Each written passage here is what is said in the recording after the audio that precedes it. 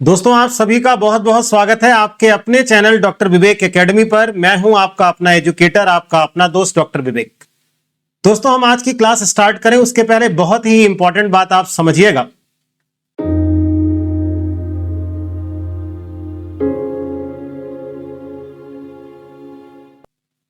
आप 1 से 2 दिनों में बहुत सारे जगहों से ये सुनते आ रहे होंगे कि एलटी ग्रेड पेपर जो आपका है उसमें कुछ विवाद है।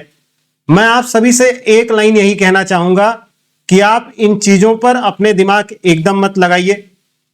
परीक्षाएं अपने समय से होंगी और सरकार को जो न्यूनतम डिग्री की आवश्यकता थी वो फॉर्म जब आपका नोटिफिकेशंस आया है तभी सरकार ने पहले से ही निश्चित कर दिया है।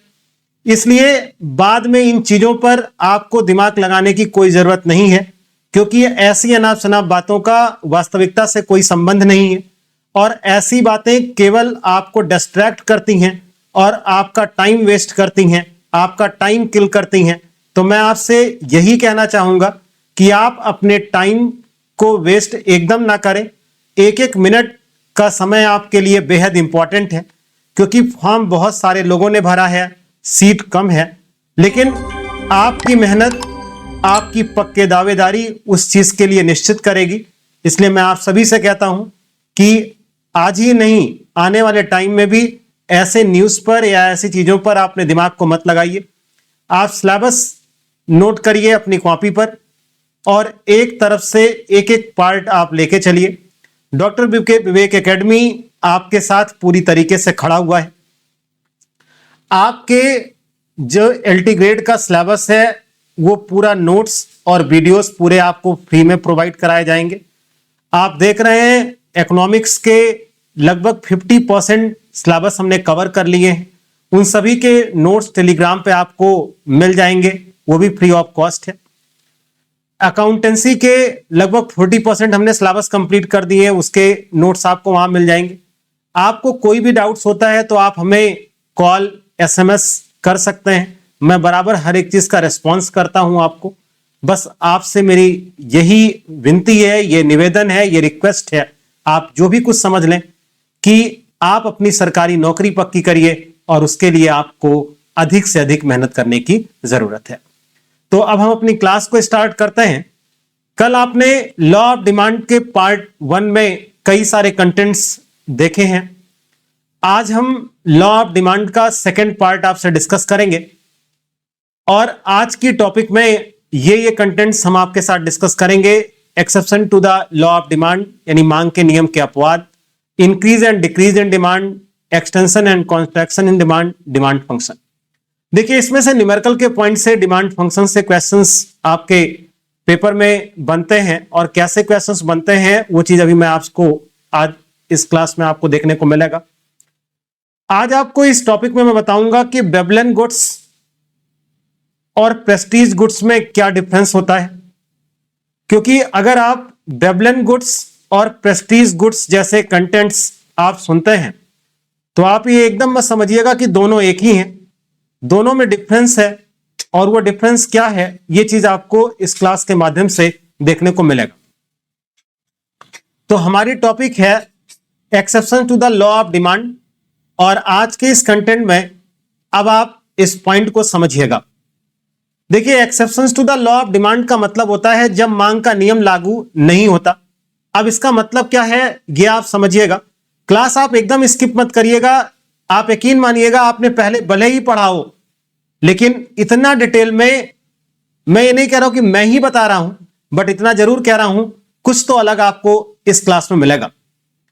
लॉ ऑफ डिमांड में आपने एक चीज पढ़ा है कि प्राइस और क्वांटिटी, इन दोनों में जो रिलेशनशिप है वो नेगेटिव रिलेशनशिप आपको देखने को मिलता है। मतलब प्राइस का इंक्रीज होना क्वांटिटी को डिक्रीज कर देता है और प्राइस का डिक्रीज होना क्वांटिटी को इंक्रीज कर देता है अगर अन्य बातें समान हो।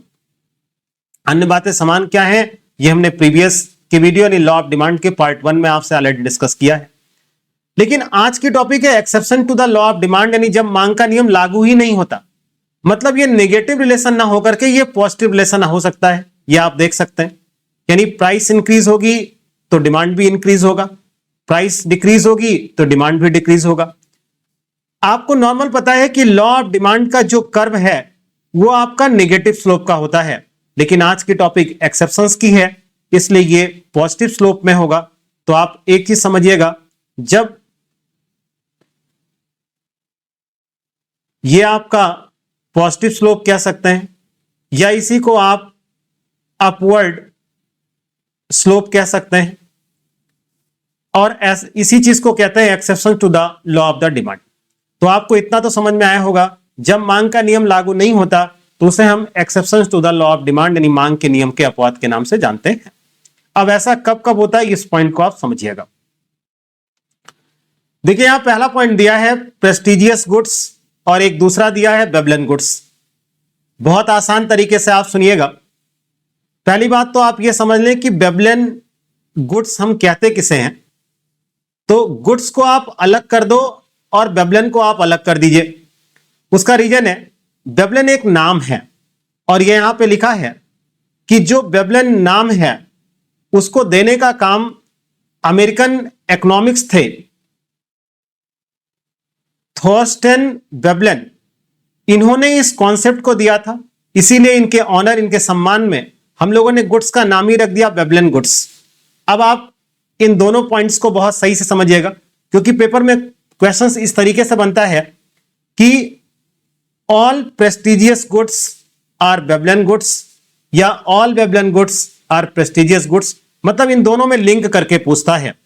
अब आप बात को सुने,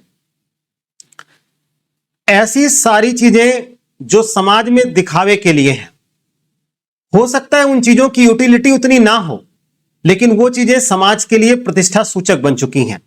फॉर एग्जाम्पल अगर आप समझें तो घड़ी टाइटन की भी आती है, सोनाटा की भी आती है, नॉन ब्रांडेड भी आती है, सस्ती कंपनियों की भी आती है। घड़ी आपकी रोलेक्स की भी आती है। रोलेक्स लगाने वाला अपने आप में ये फील करता है कि ये तो मेरे ही पास है। तो ऐसी चीजें प्रेस्टीज गुड्स या वेबलन गुड्स के नाम से जानी जाती हैं। कहने का मतलब वो सारी चीजें जो समाज में दिखावे के लिए बनी है, हमें नहीं कह रहे उनमें क्वालिटी नहीं होती, उसमें यूटिलिटी नहीं होती, लेकिन वो इतनी एक्सपेंसिव, इतनी महंगी होती है कि नॉर्मल पर्सन उसको बियर नहीं कर सकता। हाई क्वालिटी के डायमंड के ज्वेलरीज की आप बात कर लें, महंगी कार जैसे आप मर्सिडीज, बीएमडब्ल्यू, लैम्बोर्गिनी, ये वो कारें हैं जो समाज में एक प्रतिष्ठा की सूची मानी जाती है। तो प्रेस्टीज गुड्स और वेबलन गुड्स के साथ है क्या, अगर प्राइस ज्यादा होगा तो क्वांटिटी इसकी ज्यादा होगी, प्राइस कम होगा तो क्वांटिटी कम होगा। मतलब आप समझिएगा, अभी मान लीजिए इन कारों के रेट कम हो जाएं तो ऐसे लोग जो समाज में अभी तक इन कार को खरीदते थे वो इन कारों को खरीदना बंद कर देंगे, क्योंकि उनको लगेगा कि अब ये प्रतिष्ठा की चीज नहीं रह गई, क्योंकि अब ये आम आदमी के हाथों में आ चुकी है। तो आप इतना समझिएगा, जितनी महंगी कार, महंगी गाड़ियां, महंगे कपड़े, डिजाइनर कपड़े, डायमंड की ज्वेलरीज, अच्छी घड़ियां, यानी कुल मिला के एक बात, वो सारी चीजें जो हमें इस समाज में ये के लोगों की निगाहों में हमें ये दिखाती हैं कि हम सबसे यूनिक हैं, हम अमीर हैं, हमारे पास, जैसे किसी के पास मान लीजिए अपना जेट हो, किसी के पास अपने प्लेन हो, तो ये सारी चीजें प्रेस्टीज गुड्स या वेबलन गुड्स में आती हैं। तो अब वेबलन गुड्स और प्रेस्टीज गुड्स तो ये एग्जांपल हो गया, लेकिन दोनों में डिफरेंस है, उस डिफरेंस को आपको समझना है। जो आपका वेबलन गुड्स है ये एक पार्ट है या सबसेट आप कह सकते हैं प्रेस्टीज गुड्स का। इसमें आप इस तरीके से समझिएगा, यहां पर ये क्लियर लिखा है, कह रहा Veblen goods are a specific type of prestige goods. तो इतना समझ में आ गया कि वेबलन गुड्स प्रेस्टीज गुड्स का एक पार्ट है, एक हिस्सा है। वेयर द प्राइस इटसेल्फ, बस यही आपको समझना था और कुछ नहीं, become a factor in their desirability as a status symbol. कह रहा बेबलन वस्तुएं प्रतिष्ठित वस्तुओं का एक विशिष्ट प्रकार है जहां कीमत स्वयं एक स्थिति प्रतीक के रूप में उनकी वांछनीयता में एक कारक बन जाती है। कहने का मतलब यह है कि जब केवल प्राइस ज्यादा होने पर समाज के अमीर लोग चीजों को खरीदते हैं, भले उसमें यूटिलिटी या क्वालिटी क्या हो यह मैटर नहीं करता, तब वो बेबलन गुड्स बन जाता है।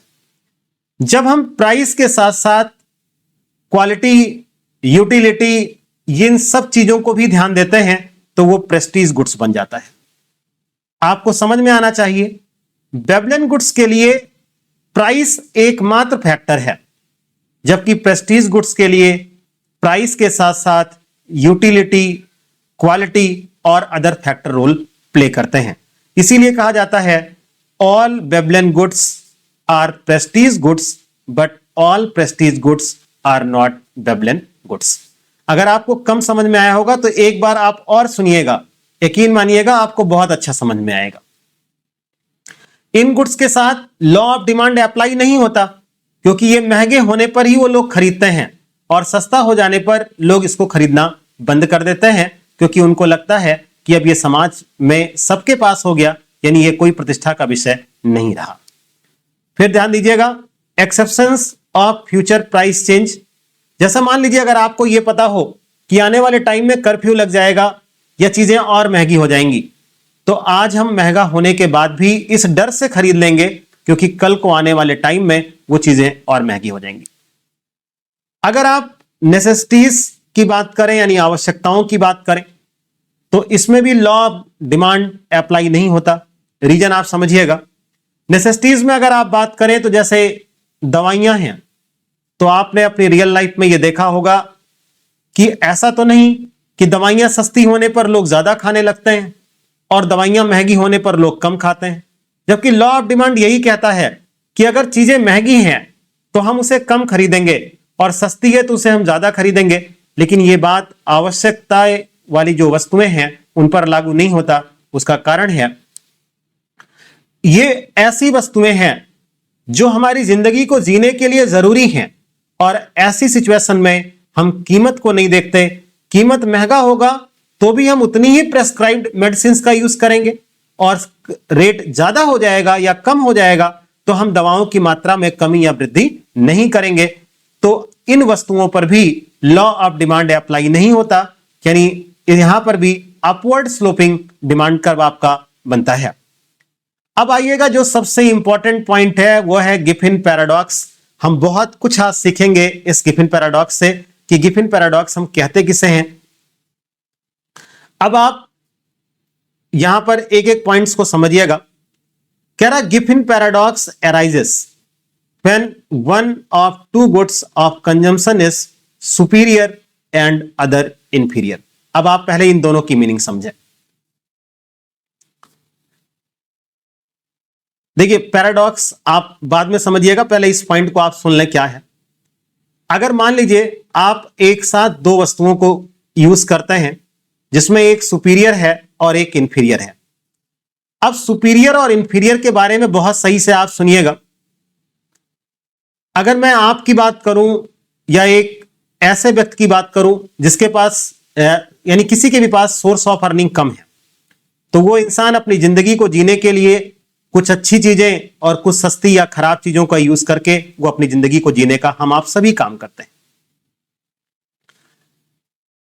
अब रही बात सुपीरियर और इंफीरियर की, तो एक बात समझिएगा, दुनिया में कोई चीज सुपीरियर नहीं होती ना कोई चीज इंफीरियर होती है। यह सिर्फ और सिर्फ हमारी इनकम पर डिपेंड करता है। जब हमारी इनकम कम होती है तो वो सस्ते चप्पल और सस्ते जूते भी हमारे लिए सुपीरियर होते हैं, लेकिन जब हमारी इनकम बढ़ जाती है तो जिन जूते और चप्पल से हम अपना काम चला लिया करते थे वो चीजें आज हमारे लिए इंफीरियर हो जाती हैं, और अलग अलग ब्रांड के जूते और चप्पल हमारे लिए सुपीरियर हो जाते हैं। अगर आप नमकीन में मान लीजिए बात करें, जिस नमकीन को आप अभी तक खाते थे, हो सकता है जब आपकी इनकम बढ़ जाए तो आप उस नमकीन को खाना बंद कर दें, क्योंकि तब आपको यह लगने लगेगा कि इस नमकीन की में तेल अच्छा नहीं है, इसकी क्वालिटी अच्छी नहीं है, मतलब जो चीज अभी तक सुपीरियर थी वो कल को इंफीरियर बन जाएगी। तो इंफीरियर और सुपीरियर ये इस बात पर डिपेंड करता है केवल और केवल इनकम पर, क्योंकि आप कभी बाजार में ये तो नहीं देखते कि ये सुपीरियर गुड्स का पैकेट है, ये इंफीरियर गुड्स का पैकेट है। ये तो सिर्फ हमारी इनकम पर डिपेंड करता है। जब हम दुकानों पर जाते हैं, दुकानदार हमको चीजों को दिखाता है, तो हम उसको उस रेट से मेजर कर लेते हैं कि अगर सस्ता है तो ये इंफीरियर है और महंगा है तो सुपीरियर है। अब डिपेंड करेगा कि आपकी इनकम पर क्या है। तो इतना आप समझिएगा कि सुपीरियर और इंफीरियर गुड्स के बारे में अगर हम बात करें तो सुपीरियर गुड्स वो सारे हैं जिसको हम अपनी इनकम बढ़ने पर उसकी डिमांड को बढ़ा देते हैं। इंफीरियर गुड्स वो सारे हैं जिसे हम अपनी इनकम के बढ़ने पर खरीदना कम कर देते हैं। यानी अगर आप इनकम बढ़ेगी तो जिस गुड्स की डिमांड आप बढ़ाते हैं वो सुपीरियर है और जिस गुड्स की डिमांड आप कम कर देते हैं वो इंफीरियर है। अब आप समझिएगा, कह रहा है inferior goods are those goods which are consumed by consumer due to their low income level. यह भी हमने आपको ऑलरेडी समझा दिया है।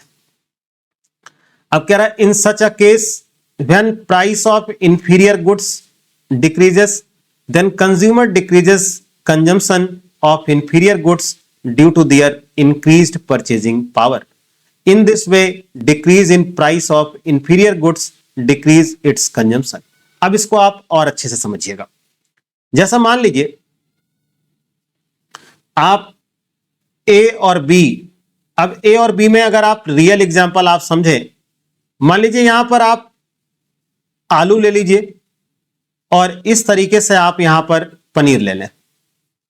आप अपने जीवन की जरूरत आलू और पनीर इन दोनों से पूरा करते हैं। अब मान लीजिए आपकी इनकम बढ़ जाए तो आपने एक चीज, मैं यहां पनीर का मतलब ये मत समझिएगा केवल पनीर की बात हो रही, यहां पर हो सकता है कोई आपके लिए जो और सब्जी हो उसको आप ले सकते हैं। फिलहाल जो है हमने आलू और पनीर का एग्जाम्पल लिया है। अब मान लीजिए आलू का रेट घट जाए, जैसे आप अभी तक मान लीजिए 5 किलो आलू लेके जाते थे और 20 रुपए के हिसाब से आपके घर वो आलू जाती थी, आप आलू पर 100 रुपए खर्च करते थे। अब पता यह लगा कि आलू का रेट घट करके 8 रुपए किलो मान लीजिए हो गया, तो आप अपने घर 5 किलो आलू ही लेके गए तो आपने 40 रुपए आलू पर खर्च किया। जहां आप अभी तक 100 रुपए खर्च करते थे उस आलू पर, वहां अब आप 40 खर्च करने लगे, तो इसका मतलब ये 60 रुपए आपके बच गए। अब आप इस 60 रुपए से फिर आलू लेने का काम नहीं करेंगे, क्योंकि आपको लगेगा कि यार इस बचे हुए पैसे से हम पनीर भी तो खा सकते हैं। अब आप समझना, आलू सस्ती तो हुई लेकिन आपने आलू की डिमांड को नहीं बढ़ाया, क्योंकि अब आपकी नजर में वो आलू इंफीरियर हो चुका है, क्योंकि जितनी क्वांटिटी आपको चाहिए थी उतनी आप ले रहे हैं। सस्ता होने के बाद आप क्वांटिटी नहीं बढ़ा रहे हैं, क्योंकि आप इसे एक इंफीरियर गुड शो कर दे रहे हैं। अब आप इस बचे हुए पैसे से एक सुपीरियर क्वालिटी की चीज आप खरीदना चाहते हैं। अब यही चीज हमने कहा, आलू की प्राइस कम हुई लेकिन आपने आलू की क्वांटिटी नहीं बढ़ाई, क्योंकि आपके पास जो बचा हुआ पैसा है आप उससे हाई क्वालिटी के गुड्स अब परचेस करने की स्थिति में आ चुके हैं। बस यही बात, दिस पैराडॉक्स यानी लॉ ऑफ डिमांड का अपोजिट यानी विरोधाभास was first observed by an English economist Robert Giffen and named after her Giffen paradox। तो आपको इतनी बात समझ में आ चुकी होगी कि गिफिन गुड्स कुछ होता नहीं, ये हाई क्वालिटी का इंफीरियर गुड्स है। बस इसमें एक बात है कि इस बात को या इस चीज को, जैसे देखिए बॉल पहले भी ऊपर जाती थी, बॉल अब भी ऊपर जाती है और फिर वो ऊपर से नीचे की ओर आती है। ऐसा बहुत पहले से ही होता आ रहा होगा, लेकिन इसको न्यूटन्स ने पहली बार देखने का काम किया, तो इसीलिए उसको लॉ ऑफ ग्रेविटी यानी गुरुत्वाकर्षण का नियम का नाम दिया गया। ठीक उसी तरीके से ऐसी घटनाएं पहले भी होती रही होंगी, लेकिन इस चीज को पहली बार ऑब्जर्व करने का काम रॉबर्ट गिफिन ने किया था, तो इन्हीं के सम्मान में इस बात को गिफिन पैराडॉक्स का नाम दिया गया। मतलब कहने का सेंस सिर्फ इतना है कि जो है गिफिन गुड्स के सेंस में लॉ ऑफ डिमांड अप्लाई नहीं होता। गिफिन गुड्स एक हाई क्वालिटी का इंफीरियर गुड्स ही है। गिफिन गुड्स ऐसे होते हैं जिनके सब्स्टिट्यूट्स यानी जिनके स्थानापन्न उपलब्ध नहीं होते, या होते हैं तो बहुत कम आप कह सकते हो। तो गिफिन का विरोधाभास का मतलब सिर्फ इतना है कि जब हमारी जरूरतें दो वस्तुओं को कम से कम मिलाकर पूरी होती हैं, जिसमें एक हाई क्वालिटी का है एक लो क्वालिटी का है, तो लो क्वालिटी का गुड्स का अगर प्राइस कम होता है तो हम उसको और कम खरीदते हैं। उसका कारण है क्योंकि जो हमारे पास पैसा सेव होता है उससे हम हाई क्वालिटी की गुड्स को खरीदने का काम करते हैं। तो इस बात को ही पहली बार पहचानने का काम रॉबर्ट गिफिन इकोनॉमिक्स ने किया था, और इसी को गिफिन पैराडॉक्स के नाम से हम लोग जानते हैं। अब गिफिन गुड्स वही चीज लिखा है, प्राइस इफेक्ट जो है वो पॉजिटिव होगा और इनकम इफेक्ट नेगेटिव होगा। In case of Giffen goods law of demand must fail, यानी गिफिन गुड्स के सेंस में लॉ ऑफ डिमांड अप्लाई नहीं होता।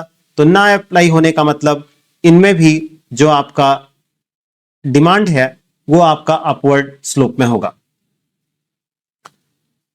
अब एक बात आपके मन में आएगा कि तब प्रेस्टीज या वेबलन और गिफिन गुड्स में डिफरेंस क्या है। देखिए, प्रेस्टीज या गिफिन गुड्स जो है वो समाज में प्रतिष्ठा वाली चीजें हैं, जबकि गिफिन गुड्स ये एक हाई क्वालिटी की, यानी आप ये कह सकते हैं ये एक निम्न कोट की वस्तु है।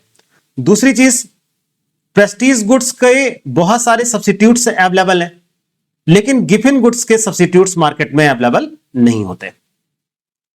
अब हम बढ़ते हैं अपने अगले टॉपिक की ओर। अगर आपको मेरी मेहनत अच्छी लग रही हो तो आप कमेंट किया करें, मुझे सिर्फ आपके इन एप्रिसिएशन से और अच्छा काम करने के लिए मोटिवेशन मिलता है। आपके लाइक और कमेंट ये बात बताते हैं कि क्लास आपको अच्छी लग रही है। क्लास आपको अच्छी लगे तो दोस्तों में भी आप शेयर करें, क्लास को लाइक करें।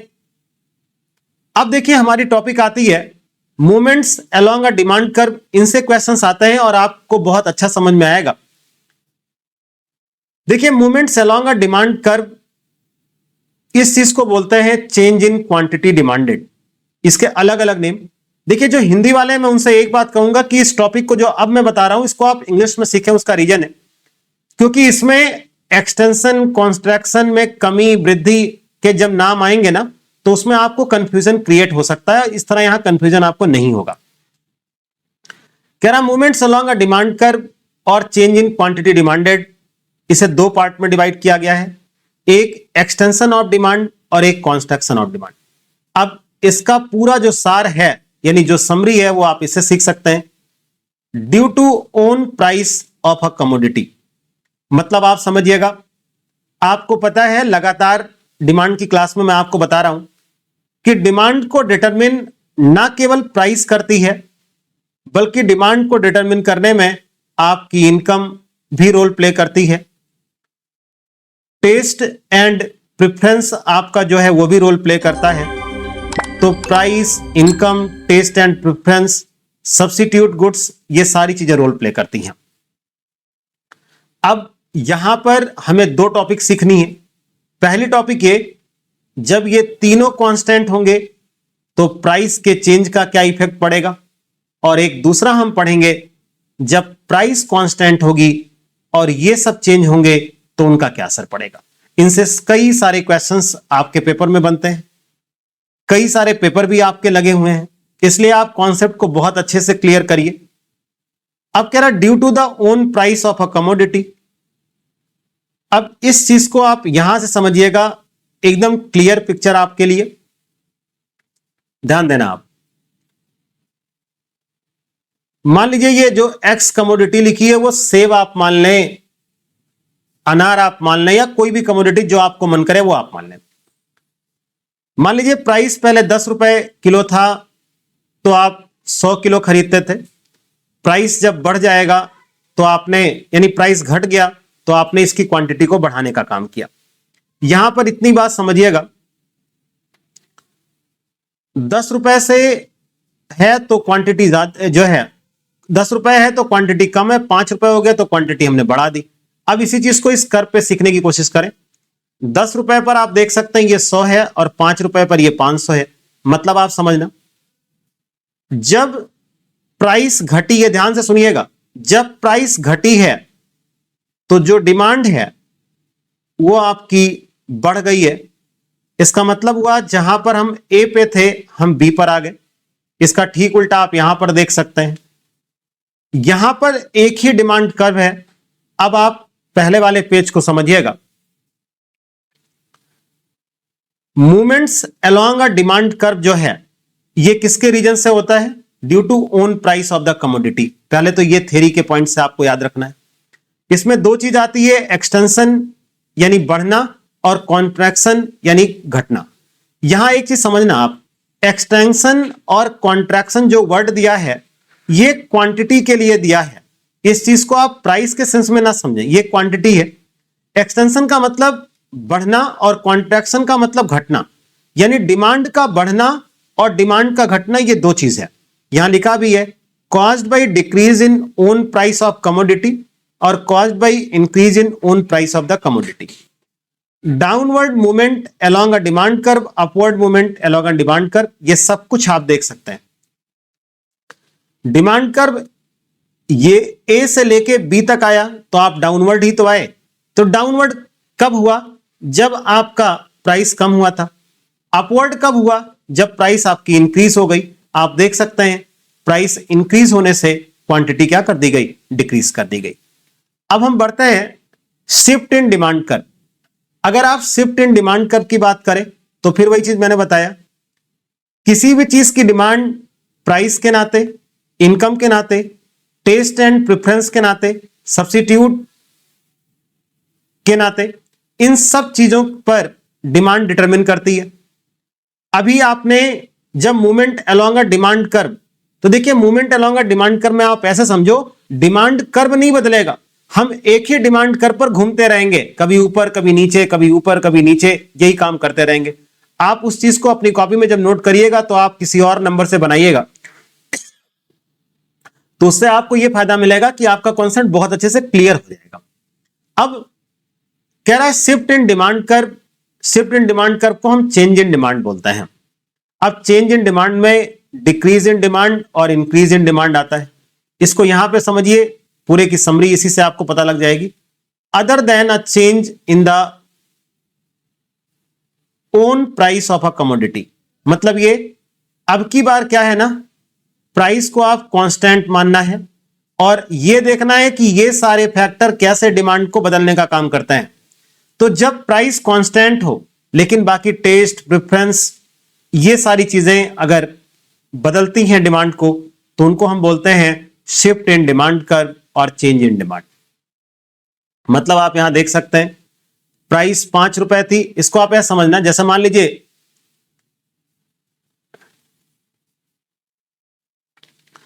प्राइस 5 रुपए है और आप किसी चीज के 10 रुपए 10 पीस आप खरीदते हैं।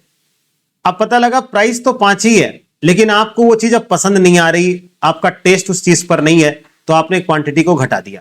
अब आप समझो प्राइस में तो चेंज नहीं हुआ, प्राइस तो वही है, लेकिन आपने अपने टेस्ट, प्रेफरेंस यानी जो आपको पसंद है या नहीं पसंद है उसके नाते आपने यहां पे क्वांटिटी को कम करने का काम किया है। तो इस चीज को बोलते हैं चेंज इन डिमांड या डिक्रीज इन डिमांड, क्योंकि आप डिक्रीज इन डिमांड में देख सकते हैं 10 से 5 हो गया। इस साइड समझिएगा प्राइस 5 रुपए ही है और पहले और बाद दोनों सिचुएशन में, लेकिन पहले क्वांटिटी 5 थी फिर आपने बढ़ा के दिया। इसका मतलब यह हो सकता है कि आपको यह चीज ज्यादा अच्छी लग गई। इसको आप चाय पर लीजिएगा, जैसे आप किसी दुकान पे खड़े हैं और आपने 1 कप चाय पिया और आपको अच्छा लगा, तो फिर आप अगली कप के लिए रेट तो कम नहीं दुकानदार ने किया, लेकिन आपने कहा यार 1 चाय और पिला दो। इसका मतलब आपको उस चाय वाले की जो चाय थी वो अच्छी लग गई। तो ये इसका मतलब ये हुआ कि टेस्ट एंड प्रेफरेंस के नाते हम क्वांटिटी को घटा बढ़ा रहे हैं। तो जब टेस्ट और प्रेफरेंस के नाते घटाते बढ़ाते हैं तो ये शिफ्ट इन डिमांड कर्व या चेंज इन डिमांड बोलते हैं। इस चीज को आप यहां देखिएगा, आप इस पॉइंट पर देखें डिमांड कर्व आपको 2, 3, 4 ऐसे मिलेंगे, तो इतना आपको समझ में आना चाहिए। शिफ्ट इन डिमांड कर्व या चेंज इन डिमांड आप कहिए और चेंज इन क्वांटिटी डिमांडेड, बहुत ध्यान से सुनिएगा। चेंज इन डिमांड और चेंज इन क्वांटिटी डिमांडेड ये दो अलग अलग चीजें हैं। इस चीज को मैं आपको इस पर दिखा रहा हूं, यहां देखिएगा इस स्लाइड पे।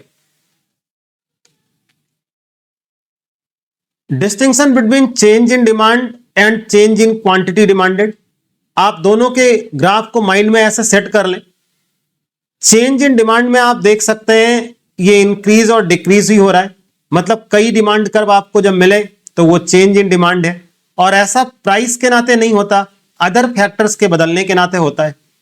जबकि आप एक ही डिमांड कर्व पर अगर ऊपर नीचे हैं तो ये आपका चेंज इन क्वांटिटी डिमांडेड है।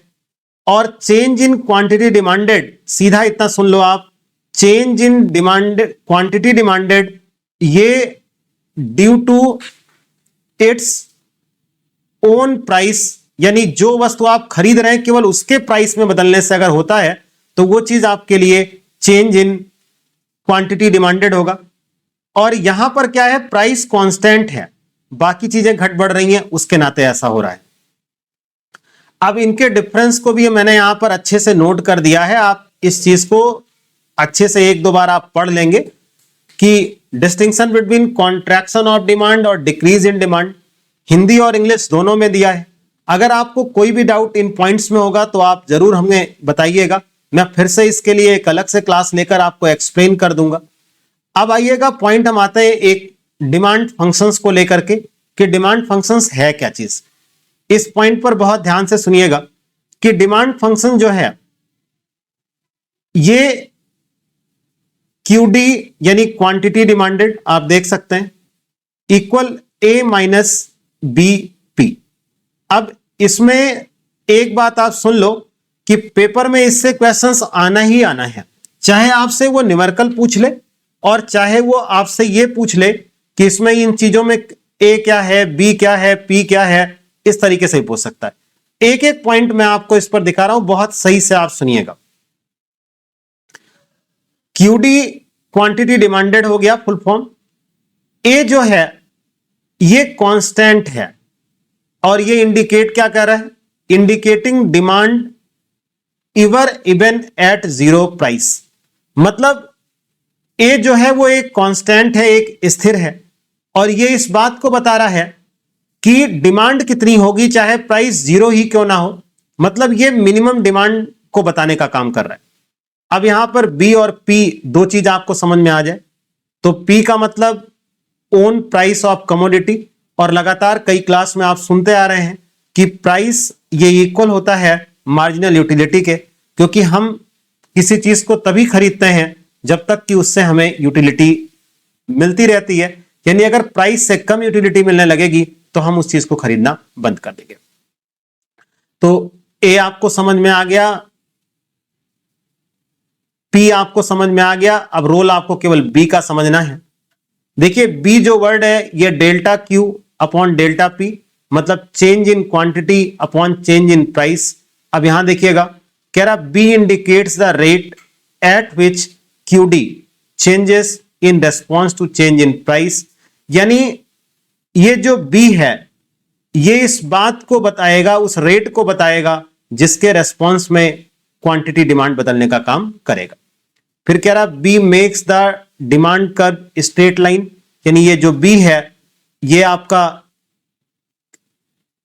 ये बताता है कि जो डिमांड कर्व स्ट्रेट लाइन है या कैसा है ये बी पे ही डिपेंड करेगा। और यहां पर जो माइनस की साइन लगी है वो इंडिकेट कर रहा है कि डिमांड कर्व स्लोप डाउनवर्ड, क्योंकि आपको पता है कि लॉ ऑफ डिमांड कहता है कि प्राइस के इंक्रीज होने से क्वांटिटी डिक्रीज होगी। तो इस पूरे पॉइंट्स पर आप सुन लें, क्यूडी क्वांटिटी डिमांडेड हो गया, ए कांस्टेंट है जो आपको मिनिमम डिमांड के बारे में बता रहा है, पी आपका प्राइस बताने का काम कर रहा है, बी आपको यह बताएगा कि delta Q upon delta P जब आप सॉल्व करेंगे तो जो चीज आपको मिलेगा वो बी मिलेगा। और यही लिखा भी है B indicates the rate at which QD changes in response to change in price. अब देखिए पेपर में क्वेश्चन इसका आता कैसे है, वो आपको पेपर में इस तरीके से देगा क्यूडी इक्वल, जैसा मान लीजिए ए है इसको उसने 20 दे दिया, यहां पर बी आपको मान लीजिए 4 दे दिया, ये इतना आपको लिख करके देगा और आपको दे देगा कि प्राइस इक्वल 2 है तो क्यूडी बताइए। तो बहुत आसान सा तरीका, क्यूडी इक्वल 20 माइनस 4 इंटू 2, तो 20 माइनस 8 ये आपका 12 आएगा, तो क्वांटिटी डिमांडेड जो है वो 12 होगा। दूसरा इस पर जो क्वेश्चंस बनता है वो आपका इसमें ए क्या है, बी क्या है, पी क्या है, वो ऐसे पॉइंट्स आपको देगा, वो उस पर पूछ सकता है। तो ये हमने लॉ ऑफ डिमांड की क्लास 2 पार्ट में कंप्लीट किए हैं। इनके मल्टीपल चॉइस क्वेश्चंस की क्लास आपको आगे देखने को मिलेगी। फिलहाल कल की वीडियो में यानी नेक्स्ट क्लास में हम आपसे इलास्टिसिटी ऑफ डिमांड डिस्कस करेंगे। देखिए, एक कंफ्यूजिंग टॉपिक लोगों को लगता है, लेकिन मैं आपको विश्वास के साथ कह सकता हूं कि आप इलास्टिसिटी की क्लास कल देखिएगा तो आपको कभी फिर डाउट रह ही नहीं जाएगा कि कैसे इलास्टिक है, क्या इन इलास्टिक है, यानी लोचदार, बेलोचदार, प्रति इकाई लोच, ये सारी चीजें क्या है। तो इलास्टिसिटी ऑफ डिमांड के लिए आप हमारे साथ बने रहें, हम नेक्स्ट वीडियो में आपसे उसी क्लास को डिस्कस करेंगे। फिर आप लॉ ऑफ डिमांड के क्लास 1, क्लास 2 को आप अच्छे से देख लें। कोई भी डाउट होता है तो आप कमेंट सेक्शन में जरूर लिखें। इनके मल्टीपल चॉइस क्वेश्चंस भी आपको आने वाले 1-2 दिनों में मिल जाएंगे, जिससे कि आपका कॉन्सेप्ट और अच्छे से क्लियर हो जाए। तो मिलते हैं अगली वीडियो में। आप सभी का बहुत बहुत धन्यवाद।